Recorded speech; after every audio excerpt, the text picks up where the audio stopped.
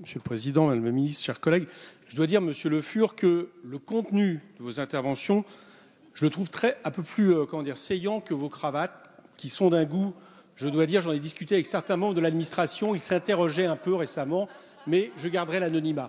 Non, plus sérieusement, c'est pour les membres qui étaient là ce matin, sinon vous ne pouvez pas comprendre. Plus sérieusement, nous voterons pour cet amendement. Pourquoi? Parce que je ne vois pas ce que vient faire la CSG là-dessus. Je n'en trouve pas trace. Ce matin, on a eu effectivement une intervention de Marc Le Fur intéressante sur un point que nous n'avions pas vu les uns les autres, d'ailleurs, je dois dire, dans le projet de loi. Et nous voterons pour, tout simplement parce qu'il me semble naturel qu'à partir du moment où on réclame de la transparence, eh bien, cela soit également valable pour les ministres. Et pour répondre à Madame la Ministre sur l'idée que à quoi servirait de remettre dans cette loi quelque chose qui serait déjà dans d'autres lois, je vous fais remarquer qu'à certains moments, on nous a... Alors déjà, j'avoue que j'ai vu que Marc Le Fur s'interroge, donc il va peut-être répondre à ça. Mais de toute façon, dans ce texte, nous mettons à certains moments des choses qui sont déjà dans d'autres lois. Donc mieux vaut, à mon avis, le dire deux fois, puisque ce texte a pour vocation à rétablir la confiance dans la politique, et je ne vois pas pourquoi ce que nous dirions pour les parlementaires ne vaudrait pas pour les ministres. Merci. Merci, Monsieur Coquerel.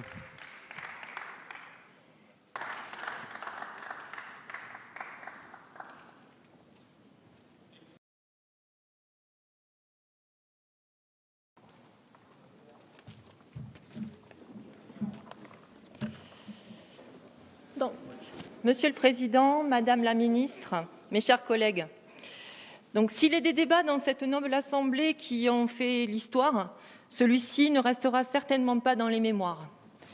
François Bayrou incarnait ce projet. Il annonçait une loi importante pour rétablir la confiance dans notre vie démocratique. Au final, un mois après, il n'est plus ministre, le texte est creux et axé uniquement sur la vie parlementaire. Et donc nous sommes bien loin du texte ambitieux annoncé comme premier grand chantier du quinquennat. Lorsque mon camarade Bastien Lachaud a défendu la première motion de rejet sur la loi ordinaire, avec brio, il a pointé la nécessité d'une véritable loi de vertu républicaine, une loi qui lutterait contre les corrupteurs, une loi qui redonnerait réellement confiance au peuple. La crise politique que notre pays connaît a des racines profondes. Lorsque l'on rencontre et que l'on écoute les gens, ils ont l'impression que le pouvoir politique est tenu par une oligarchie défendant ses propres intérêts. Nous vivons une véritable crise de régime, avec une abstention massive, comme ça a été le cas lors des dernières élections. Et elle ne se résoudra pas en posant simplement quelques règles, par exemple concernant l'IRFM. L'un des problèmes majeurs, c'est le pouvoir corrupteur de l'argent, qui permet d'acheter de l'influence, par exemple à travers les médias. Comment voulez-vous garantir une véritable liberté de la presse quand 80% de l'information est détenue par une dizaine de milliardaires? L'autre problème, c'est qu'il y a parfois confusion entre l'intérêt général et les intérêts privés, avec des allers-retours entre la haute fonction publique et les grandes entreprises. Madame la Ministre, comment être crédible en parlant de moralisation de la vie politique quand, en plein débat sur cette loi, nous apprenons qu'une ministre a fait des bénéfices d'1 million d'euros sur la tête de 900 salariés? Est-ce que vous pensez réellement que ces salariés auront dorénavant confiance en la vie politique parce qu'il n'y aura plus de réserve parlementaire, par exemple? Peut-être. Nous pensons qu'une véritable loi de vertu républicaine est nécessaire et nous avons fait des propositions en ce sens tout le long du débat. Nous vous avons proposé d'en finir avec le verrou de Bercy qui permet aux fraudeurs fiscaux d'échapper à des poursuites. La fraude fiscale représente 90 milliards par an de manque à gagner pour les caisses de l'État. 90 milliards. Pourtant, mes chers collègues, majoritairement, vous y avez été opposés. Nous vous avons proposé d'en finir avec le pantouflage qui contribue à construire une communauté d'intérêts entre le monde de la haute fonction publique et celui des grandes entreprises. Il constitue une véritable aristocratie au cœur du pouvoir et dispose de moyens considérables pour faire valoir uniquement ses propres intérêts. Mais vous n'avez pas voulu en finir avec cette pratique. Nous vous avons proposé d'instaurer de nouveaux droits pour les citoyens, avec mise en place d'un référendum révocatoire pour les élus, le droit de vote à 16 ans, une réelle reconnaissance du vote blanc.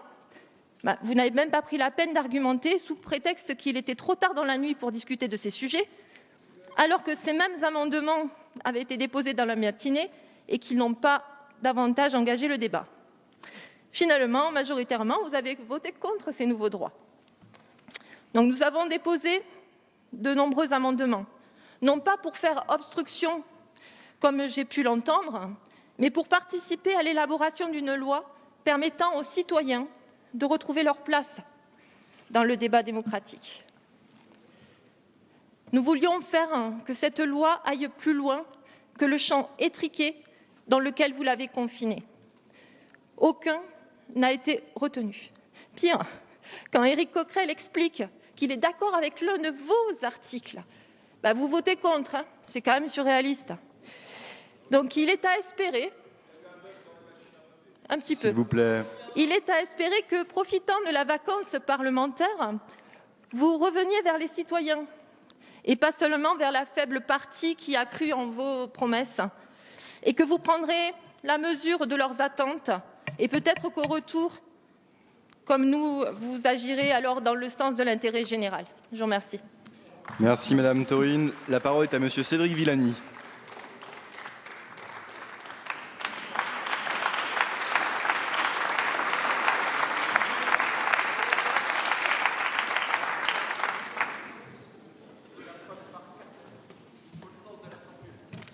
Le sens de la formule. Monsieur le Président, Madame la Ministre, mes chers collègues, 17%, c'est le taux de confiance que les Françaises et les Français accordent aux parlementaires dans un sondage IFOP d'il y a quelques mois.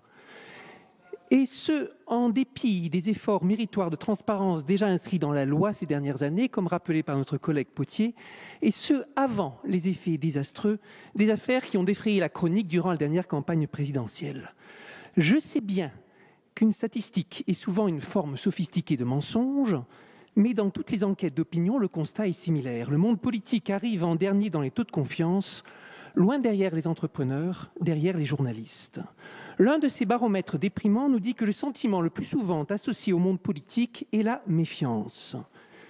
Si vous me permettez une anecdote personnelle, il y a quelques mois, quand je réfléchissais à me présenter aux législatives, un collègue scientifique de renom très impliqué dans la vie publique m'a conjuré de renoncer. « Ne fais pas ça », me dit-il, « du moment où tu deviens politique, ta parole sera déconsidérée, tu perdras la confiance publique. » Il faut dire que les institutions scientifiques, à tort ou à raison, planent dans les sondages de confiance autour de 90%.